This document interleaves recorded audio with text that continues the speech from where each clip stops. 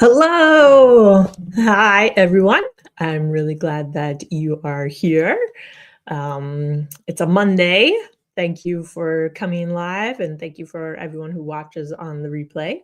Certainly do appreciate that and all the comments that you leave. It's great to have you here as part of this community, as our Navigating Autism community.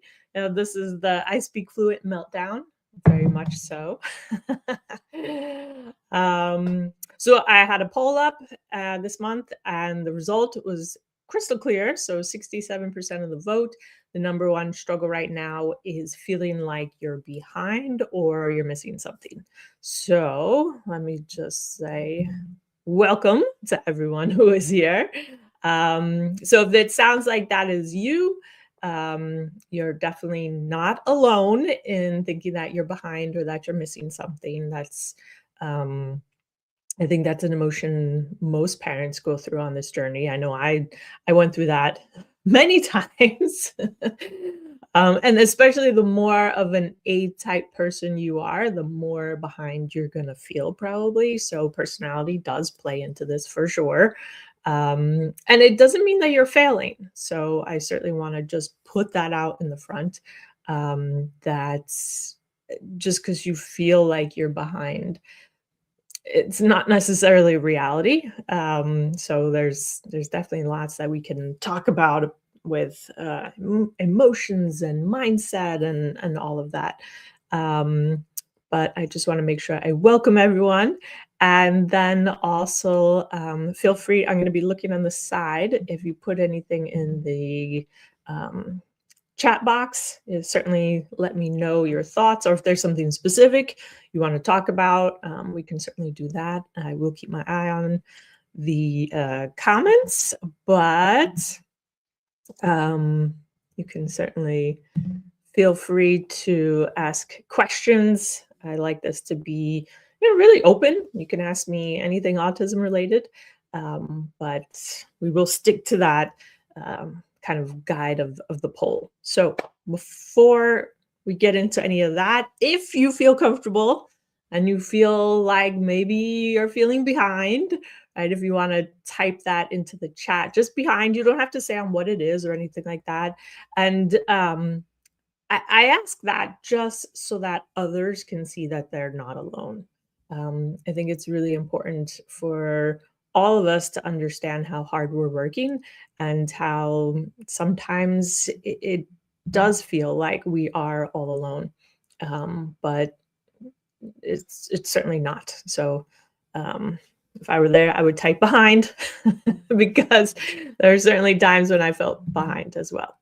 Okay, so today it's not about doing more, right? So if you're feeling behind, many times it's like, okay, let me just keep doing more.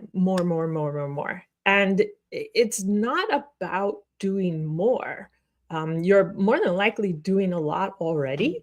So it's not as if you're not taking action. It's about making sure you're doing what matters and in the right order, right? Because you're feeling behind because you're probably not seeing the change that you want, right? So then it's like, okay, let's start focusing on that. So you might be feeling overwhelmed. Am I doing the right thing? So there's definitely lots of yeah. Thank you, Lisa and Phil, for commenting behind. It's common, right? And it comes from a place of being great parents. So Lisa is a member on the Navigating Autism platform. I've known her for quite a while. So I know how things are going, and I know how great of a mom you are, and I know how much work you've been putting in. And I also know how things have been changing, right? But it's natural to think I should be doing more, because when you're a great mom, a great dad, that is what we want. We want the best for our kids. So there is that natural landing place of I should be doing more. I feel like I'm behind. but I do know you're both working very hard. And Phil, I think you might be the Phil I'm thinking of. If so, we've had an appointment or two, and I know how hard you're working as well. And Nadia, good to see you. I think we met yesterday on comments for the first time, but this is a natural feeling of feeling behind, and I think it's important to just normalize that feeling, and make sure we don't feel that alone. Because when we feel it alone, then that negative voice, which we all have, just gets louder and louder and a lot of times meaner. I know mine can get very mean and very critical very quickly. And then I just kind of assume that that's me talking to me, and it's definitely not. So thank you for sharing and letting other parents know that they're not the only ones who are feeling behind. All right, so what we can do is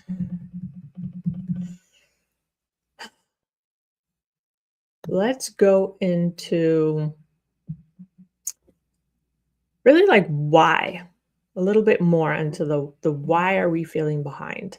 And a lot of times it's because we have all this information, and a lot of times it's conflicting information.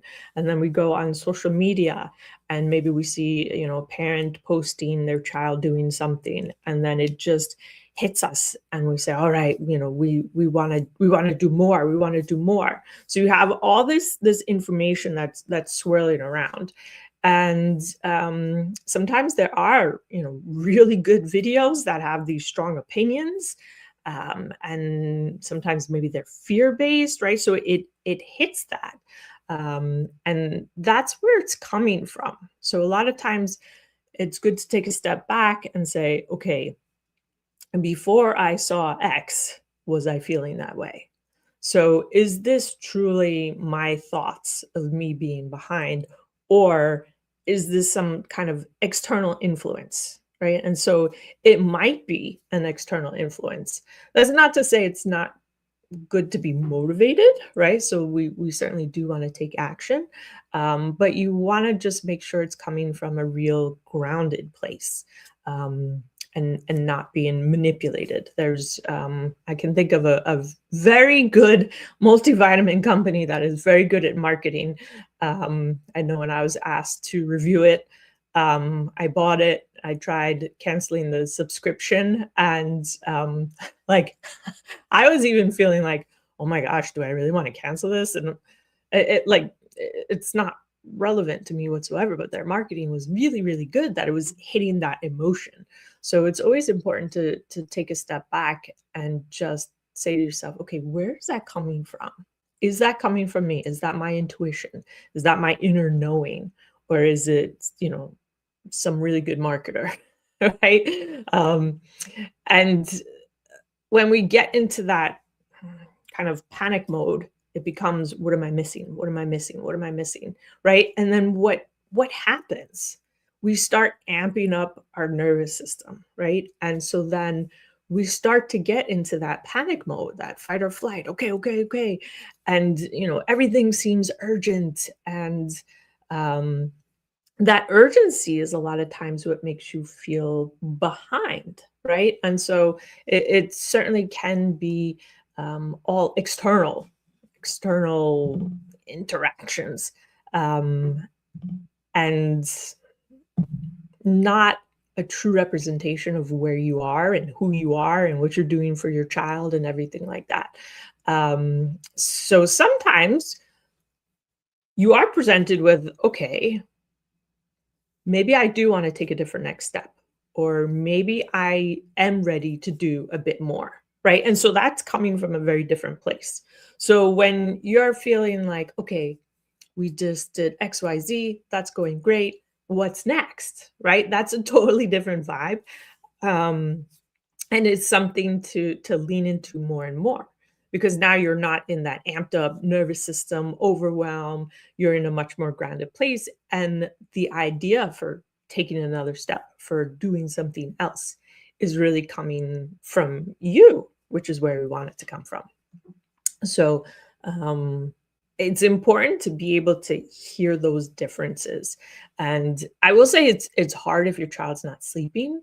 So like when you don't have sleep, it's your nervous system just starts getting more and more overwhelmed. So there's a lot of factors that go into all of this, and it's just important to be mindful of where you are, right? And so each parent is definitely going to be different. And what I want to get into is that you don't necessarily need more information, right? So there's plenty of information as to, okay, what do I want to do? A lot of times it comes from more sequencing. It comes from having that focus. It comes from having completion. So sometimes when we're working on something and then we get sidetracked, right? Maybe we see another parent doing something or we hear a news story and we don't finish what we're focusing on, then we move to something else, and so now we have two things that are partially completed, right? And that's also then where that emotion can come in and be like, oh, we're not as far as we want to be. We still have this problem and we still have this problem. And it's not necessarily because what you're doing isn't appropriate, right? Maybe it was just the focus got too broad and then you're not really seeing that depth of change that you want. So many times it's not more information, it's sequencing, it's doing things to completion. It's focusing on what's most important for your family, right? That's something that's really important. So if a child isn't sleeping, that usually is the number one focus on rather than, let's say, speaking or something like that, right? So you want to be in a place to take, logical next steps. And so there is that sequencing. Sleep is hugely vital. Like, oh goodness, that definitely is one of my more important and favorite things to focus on for the child, but then also the parent. Um, so what we can do is this is what. So you might have seen this before. This is the Navigating Autism Matrix, right? So I know how much information is out there. I know in all the different categories and just the overwhelm that comes at you. So this is why the Navigating Autism Matrix was developed. I worked on it over years, working with parents one-on-one all throughout the world. And it's important to have a sense of organization, right? Because there is so much that if you don't have some type of system, it can feel like you're just going in circles. You're just, paddling in place. So this is why we have the Navigating Autism Matrix. And so what it is there's different steps to take, but I don't tell you where to start. That's I didn't appreciate that when people tried to tell me certain things. I had different parents telling me, "Oh, you must do this." And I don't know, must I? Why? Who says? And, does that make sense to me? So the matrix is really there to help you as the parent say, okay, what matters most right now? You look at those 7 categories, right? These are the important categories to focus on. And autism is so complex, right? It's not just one thing. And it's it can be so overwhelming. So it's really looking at what matters most right now. So you might say, okay, um, do we need a doctor? Is diet really an issue? Like, what matters to you? Not to me, not to your neighbor, not to some other family member, but what matters the most right now to you as a family? You can also, in the matrix, when you start using it, you start to look at, okay, what level are we on? What should we be focusing on? Next best step. So the whole idea is to use the matrix to replace panic with priorities, right? So again, that focus. What are we focusing on? We can't focus on everything because then nothing really gets done. So The thing is, you can't do everything at once. And many parents want to. They really want to. They're like, all right, I will do every single thing. Let's have this be done and over with tomorrow. So you want to have correct expectations that you cannot do everything at once. It just does not happen. And you also don't need to do everything that everybody else has been doing. It's autism is so individualistic that there's no need to do everything, right? So it's about being strategic, and having that peace and grace with yourself, knowing that you will figure it out, you will do what is right for your child, and having that belief in yourself, definitely is something that grows more and more as you're kind of in it, and as you get more success and your intuition starts guiding you a bit more and you have a framework. So there's a lot of things that kind of feed into it. I don't know if, let's see. Oh, there's a comment. Hold on. Let me read this. It can also be tough to ride out each interventions to its max before moving on to the next thing. Yeah, which leads to a mess of not knowing what is actually helping and hurting. Yes, yes, yes, yes. Okay, so excellent point. Excellent point. That's what happens when you try and do like everything and you don't get to do it to completion, and then you start something else, and everything just ends up blurring together. And a lot of times this is when parents are like, all right, I just give up. It has become such a tangled ball of like, I don't even know where this is. A lot of times that's when you need a reset, right? You're like, okay, I need maybe a little break for myself. Let me take 2 weeks. Let me take, think of a time frame where you can say, all right, let me just stop all this like franticness. We need a reset. So let me reset starting with myself, right? That is something that certainly can happen when you've been doing this for a while and it's gotten overwhelming and maybe a little disorganized, right? If you don't know like what is helping, what is not. I mean, the worst thing to do is to be paying for different supplements or prescriptions and then not actually be needed anymore. Like that is not good. Or sometimes even you pay for supplements and you're doing it and you're spending the time and you're giving it every day and it's not needed anymore. And sometimes in that scenario, then it's actually creating problems, right? So many of the interventions that are done are only for when it's needed. And then when no longer needed anymore, you scale it back. So sometimes when that scaling back doesn't happen, that's also when things can start to look um, negative, right? But it's just because you're doing something longer than what is actually necessary. So those are all things to do. You do lots of resets, especially on diet. We keep a food medical journal, which helps. Yes, writing things down. Again, just being organized. But I remember having lots of notes, but then I don't know, sometimes it ends up becoming too much words sometimes for me. I like words, but sometimes it's just, like it's just too much. So for me and for the parents that I've worked with, I really try to organize it into the categories. So then you can almost have like the little buckets in your head. Okay, yes, yes, yes. Just because there's so much involved in it. But having a reset, it says you do a lot of resets, especially on diet. Make sure the parent, you, get the reset, right? Because you're the one who has to do all of the work, right? So sometimes the parent needs the pause to regain that energy again, and that's certainly okay. And it's important to focus on that.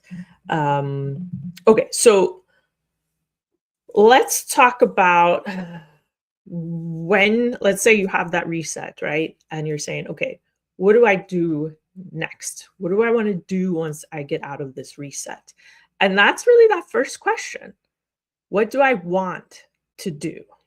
Right? So there's a lot of things we feel like, oh, we should be doing this, we should be doing that, we should be doing that. And a lot of times it's things we don't want to do. And I'm sure you've tried to do things that you don't want to do, and they're usually not fun and usually don't get the same result as when you're like in flow and you're like, yes, this is what makes sense, and I'm ready to do this, and I believe in it and it makes sense, right? That is such a different approach and such a different feeling than, okay, yeah, fine, I'll go sugar free again, or like something like that. So that first step when you're in, let's just say, a reset, or if you're doing this from the beginning, is what is it that I want to do, right? And then, do I think I can be successful at that? Sometimes we say like, okay, yeah, I want to make diet changes, but I am so stressed out. I cannot handle that, right? So then it's like, let's not start there, right? So you might want to do something, but then you might not either believe in it or think you have the stamina or whatever it is. If you don't think you can be successful at it, don't start there as well. So these are all things to kind of think about. And then obviously, one of the most important questions, is it safe, right? So, and people answer that question very differently, right? So it really depends on your situation. I will say that in the beginning, parents are more willing to take risk, right? And we can define risk very differently, but parents are willing to take more risk when things are not good, right? But what I've really noticed is that as things start to improve, risk tolerance decreases, right? So that's when parents are like, do I really want to do that? We're at a good place, right? So then, believe it or not, you end up getting more strategic because you're at such a good place. You don't want to just start, doing things left and right because you don't want to risk the good place that you're at. So this is another question of is it safe? Is it really what is appropriate? Um, and then that's when you can start to get into questions about evidence based. Now, again, this is different people have different levels of what they consider evidence based, and that phrase gets tossed around all the time. Oh, that's not evidence based, and it's really up to the parent as to what they define as evidence based, and different parents have different definitions, right? And it's okay, right? These are the choices that we have to make for our child.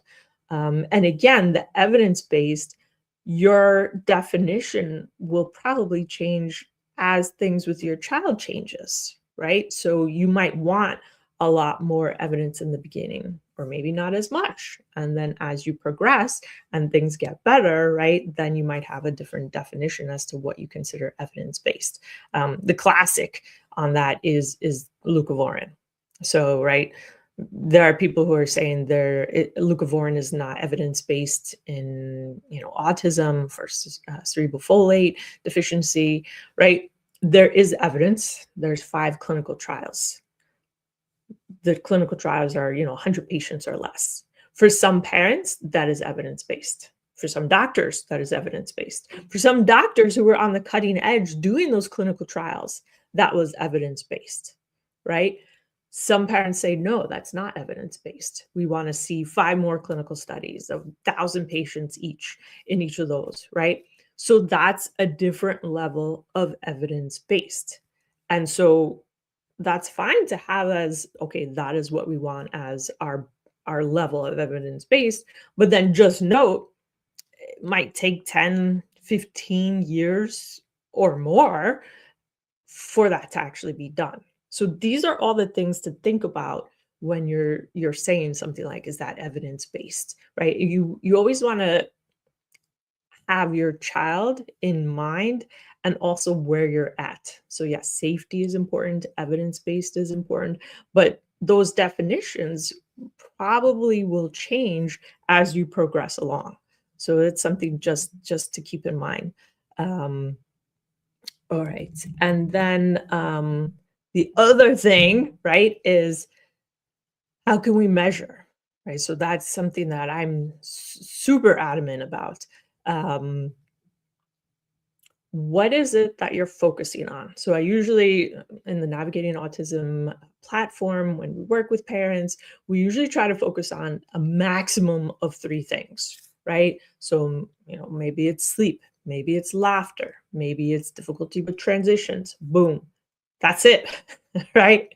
That is your focus. That is what is meaningful. Then you start to figure out, okay, what tactics am I willing to do? What do I think I will be successful at? Does that therapy actually improve any one of those three? And then how are we going to measure success? So do you have lab tests that you're measuring? Do you have, are you taking a journal on, how many times they're awake at night, right? Like really detailed so you can start to say, okay, when we started this, they woke up in the middle of the night 5 times a week. All right. Now we're 4 weeks into whatever we started, and now he's waking up 3 times a week. Okay. Right. So you want to have that quantification, not just like, oh, it didn't work. Right. That it didn't work is a very familiar phrase, but you wanna base anything, any conclusion on something meaningful, on data, right? So if you have lab work or if you have, measurables, behavior, different things that you're tracking that way, it's really important. So measuring is super important, right? Because again, all of these things help you not feel behind. You're not going to feel behind if you have data and you see, oh, wow, okay, he's only waking up 3 times a week. Okay, still not ideal, right? 100% agree with you. You have not completed that sleep issue, right? But you're going in the right direction. And that's what will help you stop feeling I'm behind. I'm not doing enough, right? You're not where the end goal is, right? But certain things take time, and that only becomes palatable when you see progress. And so it's really important to measure, really important to measure. And then really, how long should I expect to work on it? And I always like for parents to have that as a mindset before starting things, right? So some things are really, you might see a change in a couple of days, right? You'll know if it's working in a couple of days. Not everything is like that, right? Certain things take a lot more time. Some things you have to do slower because if you try and just, blast in there, it's just too much at once, right? So having that expectation of, okay, realistically, with everyone being happy, how long should I expect to work on it before I see some type of change? So um these are all the things that can help with not feeling behind and as if you're missing something. Using the matrix helps categorize everything, but really this mindset is what helps so you don't feel so behind. Okay, we have another comment. Another is stem cells. We wanted to do stem cells last fall, but my son hit a stretch of self-injury and it would have been impossible to travel.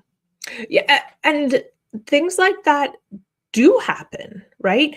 And I think that was a great decision to make, right? So it might feel like I want to do the stem cells, right? If that makes sense for your child and everything like that, you might be on that path, right? And then something happens and you can't do what you were planning. Now you could, right? You could say, you know what? We're just gonna push through it.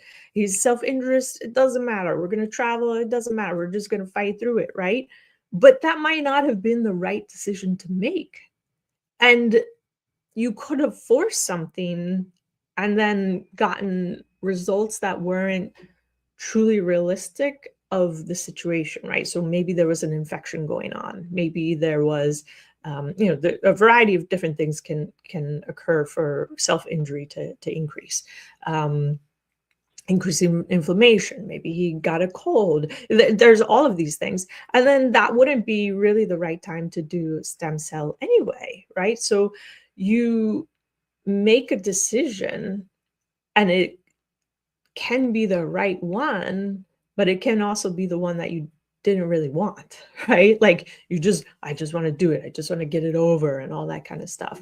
But then again, it's like, okay, you want to take action from that really grounded place of, yes, we're going to be successful. And it's great that you were said, no, like, we're not going to do the stem cell. Your intuition probably was like, this is not the right time, right? So you want to be proud of yourself for not forcing something if it just didn't feel like a right fit, right? And that is another thing that can cause parents to feel behind when something else comes up. But then again, right, you focus back on, okay, what is the priority, right? So before, maybe the priority was something else relating to the stem cells that made sense. But now he has self-injurious behavior, right? So then that becomes one of your top three to focus on. And that might say, okay, the stem cells, it doesn't make sense at this time. We really need to focus on the self-injurious behavior. Why is he doing this, right? So you can start taking data. Is it, cyclical? What is the pattern? What is the trigger, if there is any, biologically, right?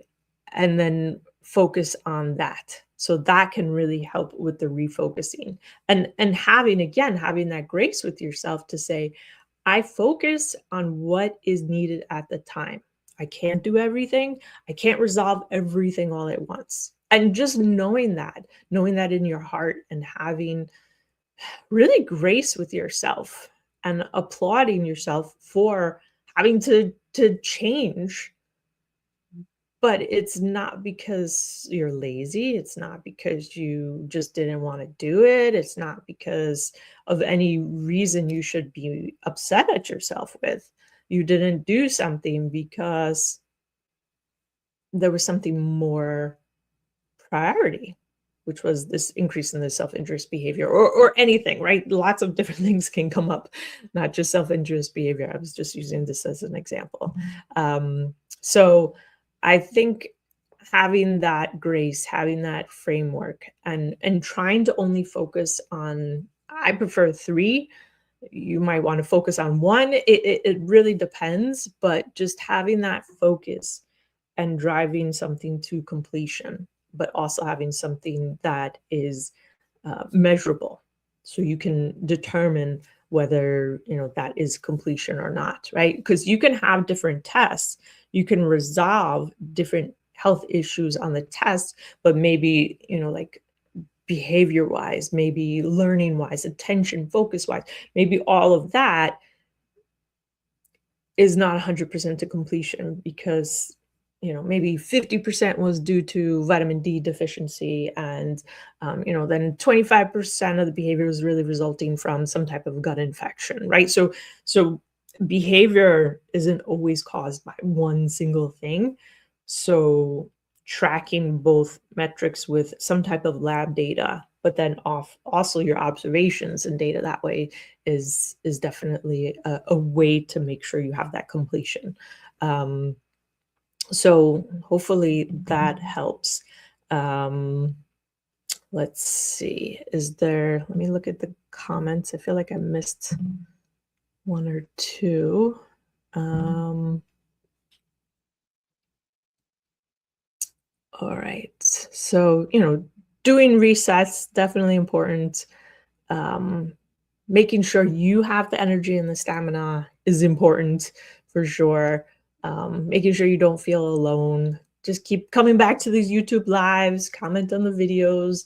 You're definitely not alone whatsoever. Let's see. Is there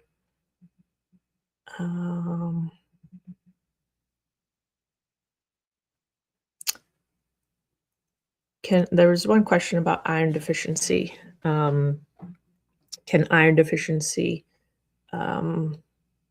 be significant? So yes, it can be significant in a variety of different ways. Sometimes iron deficiency is really what causes some sleep issues, believe it or not. So when iron is deficient, sometimes the muscle will spasm. This is when kids at night wake up at like all random time. Oh my goodness, like they woke up at 1 and they woke up at 4 and they wake up all the time. And there's a lot of times when I hear parents saying that, that's when I start to say, all right, what are they eating?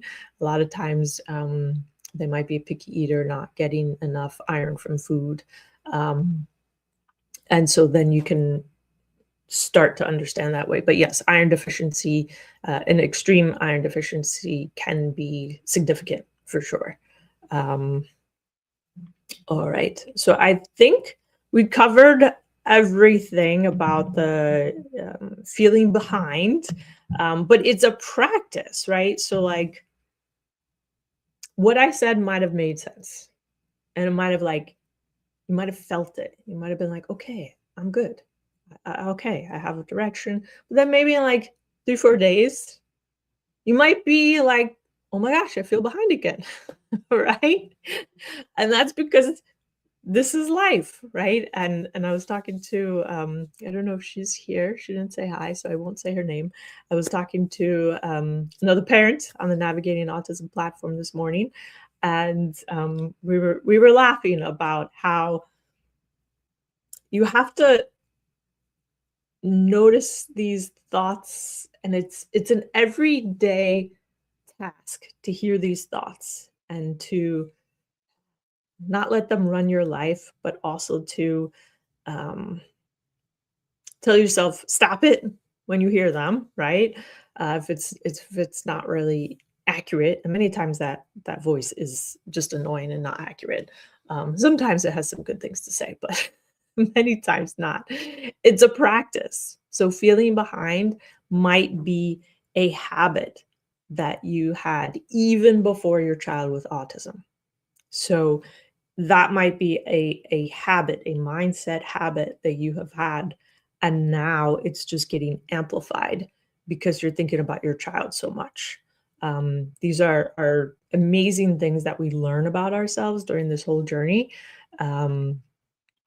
And you'll likely feel behind again. But come back to this replay, come back to the different things that really help stop you feeling like you're behind. So just know that it's not one and done, right? It's a practice. It's every day. Okay, you hear that thought, oh, you're so behind. Am I? No, wait a second. Okay, what am I doing? I'm focusing on this, this, and that. We have this test. We're doing this intervention. We'll measure it again in 4 weeks. No, I'm not behind. I'm not finished. 100% true. I am not finished. That is correct. Little voice, I am not finished. But I have a good plan. We're taking action. So just be mindful that you're going to have this conversation in your mind multiple times before you actually naturally feel like, okay, I'm doing a good job. I'm focused. I got this. So just keep that in mind. So I wish you all a great day. It's wonderful seeing you. Thank you for all the comments. If there are other topics, I'll put out another poll for next month. If there are other things you would like to see on these YouTube lives, questions, just drop it in the comments. I appreciate you very much, and I will see you next time. All right, bye.